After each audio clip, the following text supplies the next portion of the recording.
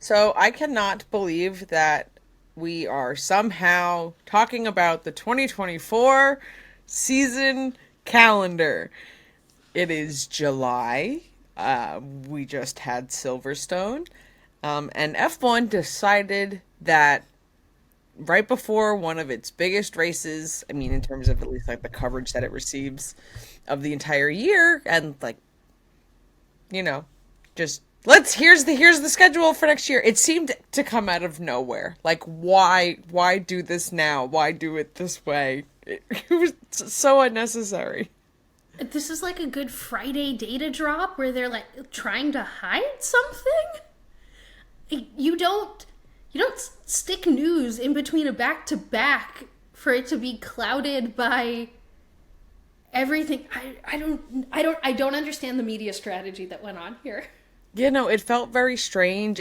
I agree, felt that like they were trying to like hide something. This just feels like I always just think the next season calendar is such perfect news to drop during silly season because you don't have anything else to talk about and you can like maintain buzz and things or just like That keeps it in the news stream. or even if they waited a week when there's like no race and things and it's quiet and you could be like, here is the calendar, here's something to talk about instead of like, we're going into Silverstone, here's also the 2024 calendar. Like, I'm proud of F1 for being so on top of 2024 that they were able to announce this now, I guess. But wait 2 weeks, 3 weeks. Like, I don't. Yeah, it was weird. It was weird. Weird media strategy. Weird. I would not have advised this from the marketing side of things. right. And I guess also think some people were anticipating like maybe some more changes in the calendar. I mean, there's been a lot of discussion of how can they make it so that, everyone's not traveling to opposite sides of the world and things like that. China's back, maybe. We'll see if it stays. And Japan's earlier this year. Yeah, maybe we'll get a dry Japanese Grand Prix, which would be incredible. I It's such a good racetrack. So it's also really great to have the Japanese Grand Prix early in the season next year because we just got out of what is the slog of early races in the F1 calendar, where it's mostly street circuits and mostly circuits where there's not great racing. And then you hit Silverstone and you're like, oh my gosh, yes, F1 is great. I forgot how great F1 was. So I'm really excited to have Japan early in the year. Like, I'm also glad that they're able to like match it up with other things in the region, and like that's great. And I know everyone's working towards that, but I really just want a non-rainy Japanese Grand Prix. Yeah, it'll be incredible to see some sort of, potential difference there because it's a race that is. I don't think there's any race easy to move, so I don't want to say that and be like I'm Right. saying that very lightly. I think it takes a lot of work to make any sort of changes happen in any sort of event calendar for a sporting event. So, especially when you're dealing on a global scale like this, it's major to have Japan earlier in the season.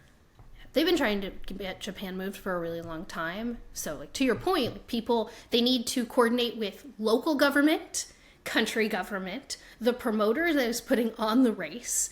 Like there are so many, and that the sponsors, the stakeholders in getting a date changed for one of these Grand Prix is wild. Which leads me into the next big topic of discussion around this I've seen, and I think we are uniquely suited to answer this question. So Japan was moved. Miami wasn't. And so the Miami GP is still when it is. The Canadian GP still is when it is. So people want to know why Miami can't be moved either in June to when the Canadian GP is or to the end of the season when the rest of the North and South American leg of F1 is. So Nicole, as the person who lived in Miami the longest between the two of us, do you want to answer this question? Oh, back in my day, yeah. So I have done quite a few different events and experienced quite a few different things at Hard Rock Stadium. So Hard Rock Stadium has like 1,000 different events throughout the year. So at the end of August, there is this thing that begins football. Pretty big deal in America. So Hard Rock Stadium has college football and the NFL Miami Dolphins also play in this stadium. And it basically takes over the entire area every single weekend.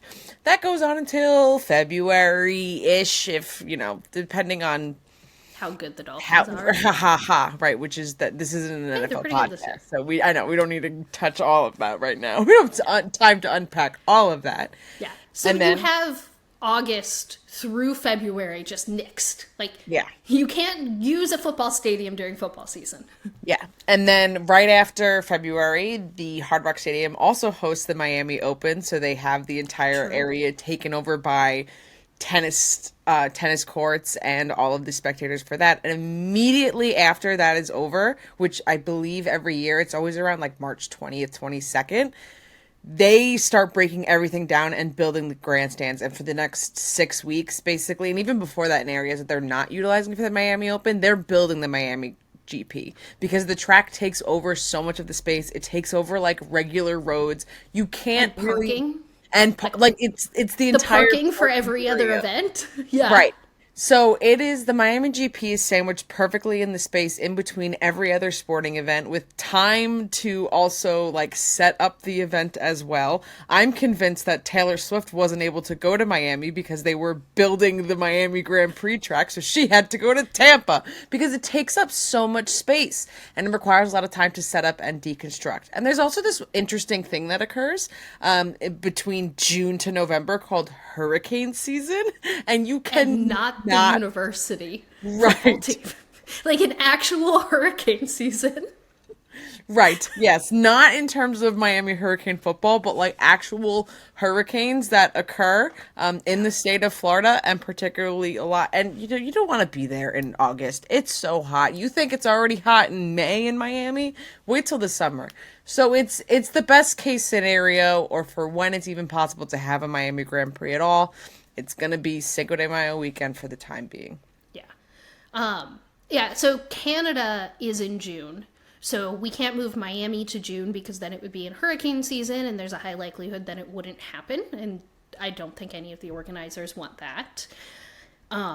So I have heard that they're trying to work with Canada to get Canada to move back into May to be closer to the well-explained tiny window that Miami has to host this as long as it's at Hard Rock.